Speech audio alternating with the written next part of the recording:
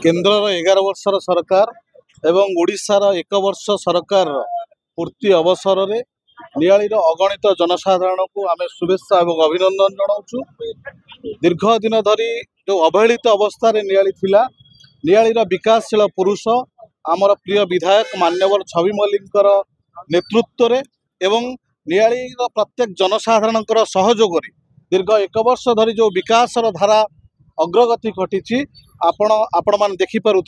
मु धन्यवाद आपण मान को दौची। आपण मान जरिया नियालीर प्रत्येक जनसाधारण जानिबा आवश्यकता अच्छी विगत सरकार एवं वर्तमान सरकार मध्य फरक कौन अच्छी। तेणु एक छोट कार्यक्रम पर आज विधायक आसीथिले जहाँकि नियालीर आलोकीकरण व्यवस्था।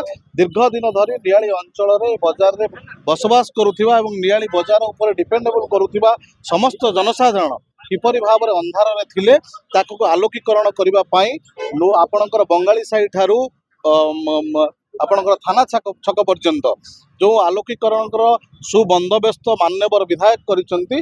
नियाली जनसाधारण तरफ आम साधुवाद जनाऊँ एवं जो विकासशील पुरुष अच्छी तांकर नेतृत्व में आगामी दिन में नियाली निश्चिंत रूप से विकास दिगरे आगे जीव एवं आगामी दिन में नियाली एक प्रगतिशील नियाली परिणत हो बोली आम आशा और विश्वास करुचु। प्रभु शोभनेश्वर एवं माधवानंद जी पाखे प्रार्थना करुचु, तांकु दीर्घायु करंतु, शक्तिवान करंतु, तांको सुस्थ आरोग्य हो।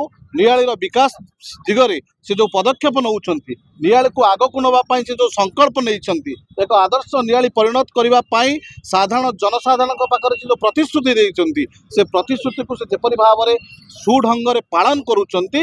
पालन स्वरूप आगामी दिन में नियाली एक ऐतिहासिक नियाली परिणत जो थिला नियाली एक आदर्श नियाली परिणत हम एवं नियालीर जनसाधारण किपरि भाव में सरकार मौलिक समस्या जो जनसाधारण मौलिक समस्या अच्छी ता किपरि भाव में सरकार पाई परिबे एवं प्रत्येक जनसाधारण को जो न्याय्य अधिकार अच्छी सांविधानिक अधिकार अच्छी ताकू किपरि भाव में सरकार पाखे उपस्थापन करा जिवो। नियालीर स्वार्थ स्वाभिमान दृष्टिकोण मान्यवर विधायक हाथ मुठा को आम समस्त को टाण करने को हम। पुनर्बार प्रभु जगन्नाथ पाखे प्रार्थना करुच्ची विधायकों को दीर्घायु करंतु, स्वास्थ्यवान करंतु, तांकर शरीर सुस्थ रहू एवं आगामी दिन में नियाली को एक विकासशील नियाली गठन करने से जो संकल्पबद्ध कर संकल्प आम समस्ते सारथी होगा। आम नियाली यही नियाली आम मैंने गर्व करुँच। आगामी दिन में एक आदर्श नियाली परिणत होगापाई आम समस्ते मिलमिशि काम करवा एतिकी प्रभु जगन्नाथ निकट में मोर प्रार्थना।